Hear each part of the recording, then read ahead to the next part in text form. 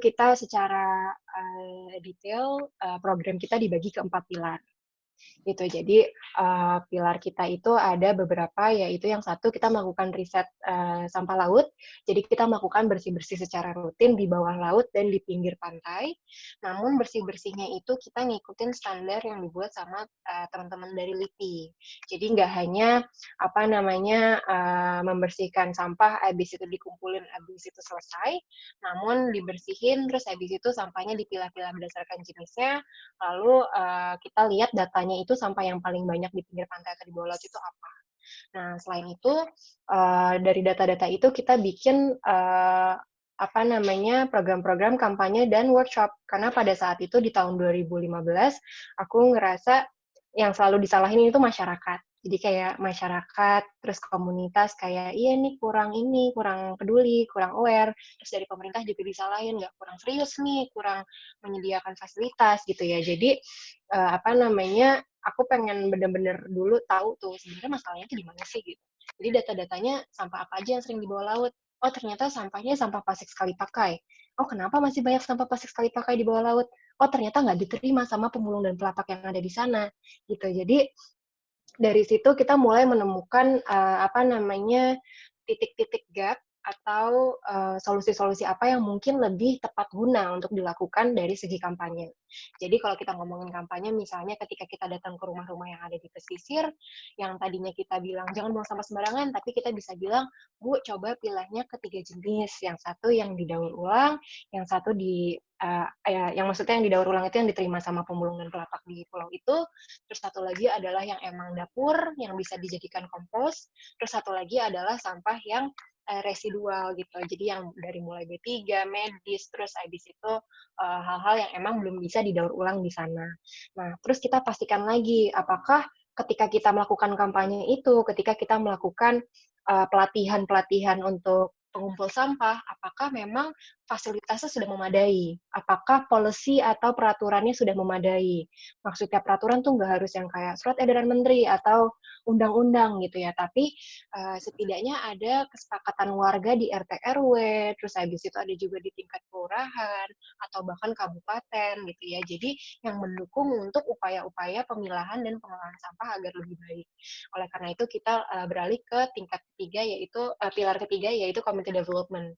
Jadi kita punya beberapa daerah binaan yang emang kita coba apa namanya maintain dengan serius gitu ya, nggak cuma sebulan 2 bulan tapi bisa setahun 3 tahun agar memang betul-betul yang tadinya masih buang sampah sembarangan ke laut atau apa namanya belum memiliki fasilitas yang memadai, jadi bisa sampahnya itu dikelola sampai bisa jadi baju, bisa jadi botol lagi, ada yang bisa jadi bensin dan segala macamnya, hal-hal yang kayak gitu yang kita targetkan. Nah, tapi untuk mendukung ini semua, karena kita mulai dari sendiri terus jadi bertiga, akhirnya kita jadi punya volunteer yang tertarik untuk daftar dan nggak hanya cuma di Jakarta tapi di seluruh Indonesia, akhirnya kita bikin beberapa program pelatihan, yaitu si workshop itu. Jadi di workshop kita melakukan kegiatan-kegiatan untuk melatih para pemuda-pemuda khususnya yang memang merasakan apa yang aku rasakan dulu gitu. Jadi yang dulu bingung itu cari taunya kemana nih infonya, saya mau bikin sesuatu tentang masalah sampah laut, mau bikin sesuatu di desa saya di pulau, mau bikin sesuatu di pantai, tapi saya bingung mendapatkan network, mendapatkan resource, mendapatkan facilities itu di mana. Jadi di situ apa namanya kami melakukan pelatihan-pelatihan secara gratis setiap tahunnya dan kalau sebelum masa pandemi kita bisa ajak ke Jakarta dan segala macamnya. Nah, terus apa namanya kita juga bekerja sama dengan perusahaan-perusahaan untuk melakukan program CSR atau apa namanya Corporate Social Responsibility dan juga EPR atau Extended Producer Responsibility. Jadi bedanya kalau CSR tuh kayak mereka memberikan anggaran tapi abis itu ya udah kegiatannya selesai dan biasanya itu di eksternalnya perusahaan mereka. Tapi kalau Extended Producer Responsibility itu bagaimana kita bisa mempengaruhi circularity economy dari resource-nya mereka. Jadi maksudnya apa? Mungkin bahasanya terlalu berat. Jadi misalnya yang dari mulai hulu sampai hilir mereka itu kalau pakai mau bikin misalnya mau bikin contoh mouse, mau bikin mouse itu pertama mereka mengambil resource-nya dari mana, sampah yang keluar apa, terus nanti mereka memproduksi ada sampahnya apa enggak, terus di akhir mereka kirim barangnya shipment delivery itu sampahnya kayak apa, berapa banyak. Nah, dari situ bisa nggak sih sampah-sampahnya produk mereka sendiri yang dibalikin lagi ke prosesnya mereka buat didaur ulang. Contohnya kayak yang kita lakukan itu di program dari sampah botol jadi baju dan sampah botol jadi botol, dan juga beberapa program lainnya. Dalam materi presentasi sebenarnya sudah saya siapkan, ada 10 langkah general yang bisa dilakukan dari rumah gitu. Jadi teman-teman yang ada di rumah gitu ya, yang pertama ketika teman-teman itu sudah di daerah yang memang diberlakukan PSBB maupun sudah ada kasus-kasus COVID yang ada, teman-teman itu memang seharusnya di rumah saja, tapi kalau harus keluar misalnya untuk belanja atau apa, pakailah masker kain. Dan itu kenapa masker kain? Karena masker sekali pakai itu lebih diutamakan kepada teman-teman medis, dan kita bisa mengurangi sampah-sampah masker yang sudah ditemukan di sungai dan lautan. Dan kita bisa memberhentikan jalur untuk infeksi virus itu lebih jauh lagi gitu ya. Dan tentunya kita belajar cara mendisinfeksi dengan baik, dan bekas limbah untuk mendisinfeksinya juga itu nggak dibuang sembarangan. Jangan dibuang ke laut langsung ya kakak ya. Karena kalau misalnya nanti dibuang, nanti ikannya mati gitu kena baikteria dan segala macam. Nah, terus yang kedua, kita bisa mengubah, menimbulkan, dan meningkatkan kebiasaan gaya hidup ramah lingkungan bareng keluarga dan tetangga. Ini kayak apa contohnya? Kita bisa bikin biopori, kita bisa bikin komposter sendiri di rumah, kita bisa mulai milah sampah, itu juga sudah sangat-sangat membantu di rumah kita sendiri. Jadi jangan kita udah ngomong kemana-mana, tapi di rumah kita sendiri tidak menerapkannya. Yang ketiga, kita bisa mulai mengedukasi anak, adik, atau keponakan dengan permainan dan kegiatan lingkungan. Karena menurut pengalaman saya sendiri, kalau dari kecil kita sudah tahu dan aware, dan ketika saya lihat ponakan saya sekarang kalau melihat sampah juga udah bilang, Kak, tante, ini sampah dikemanakan? Ini ke tempat yang kertas ya.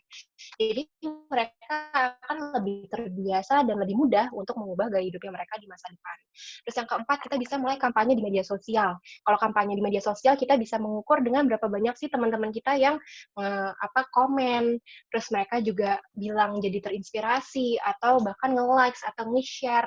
Jadi kita bisa menantang kita terus setiap hari itu bisa lebih tinggi lagi engagement-nya gitu ya, atau respon yang didapat dari sosial media kita.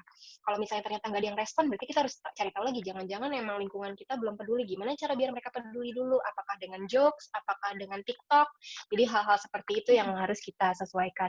Yang kelima adalah melakukan penelitian skripsi atau magang atau intern atau citizen science. Jadi sekarang ini karena masalah lingkungan dan masa pandemi tadi, atau teman-teman tadi mau mencari data gitu ya, bikin aja Google Form, sebar di grup WA, japri satu-satu, jadi kita bisa dapat data dari cuma di rumah doang, nggak harus ke lapangan. Itu juga sangat membantu, biar kita tahu apakah perubahan pandemi ini ngaruh sama sampah, apakah teman-teman ternyata dari bidang hukum, dari bidang advertising, dari bidang perikanan, dari nelayan, dari apapun, ternyata masing-masing pasti punya sumbangsinya masing-masing. Yang keenam, kita bisa mulai mengadvokasikan ke pihak terkait via internet dan telepon. Nah, buat para travel, kita juga bisa nyiapin untuk booming wisata yang sudah di-state sama Presiden di 2021. Jadi kita udah siap siaga nih, tiba-tiba 2021, tiba-tiba misalnya mau tadi Mamuju langsung meledak pariwisatanya.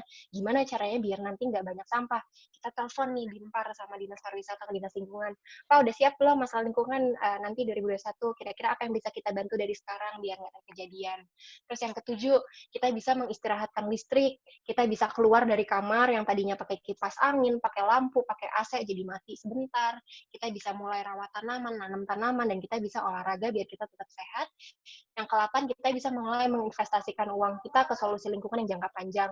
Ya tadi misalnya kalau kita bisa nabung-nabung dikit, kalau jauh-jauh ke investasi saham yang lingkungan, nggak usah dulu. Misalnya kalau kita belum punya komposter, kita bisa beli dikit-dikit untuk biar bisa bikin komposter di rumah misalnya.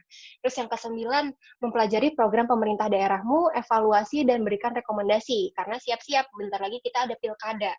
Dan ini pemerintah itu komitmennya sangat berpengaruh terhadap keputusan masalah sampah dan lingkungan. Yang ke-10 terakhir, kita bisa tolong kawan-kawan dan warga sekitar dari permasalahan pandemi ini di bidang kesehatan maupun ekonomi. Karena kalau mereka nggak survive sekarang dari segi ekonomi dan kesehatan, ya mereka nggak bisa berjuang sama kita rame-rame untuk lingkungan. Gitu. Jadi kita harus memastikan dulu apakah lingkungan kita, apakah kelompok sadar wisata, nelayan ini bisa makan, bisa sehat, apakah kita bisa bantu kasih sabun tangan atau segala macamnya biar mereka bisa sama-sama berjuang bareng kita.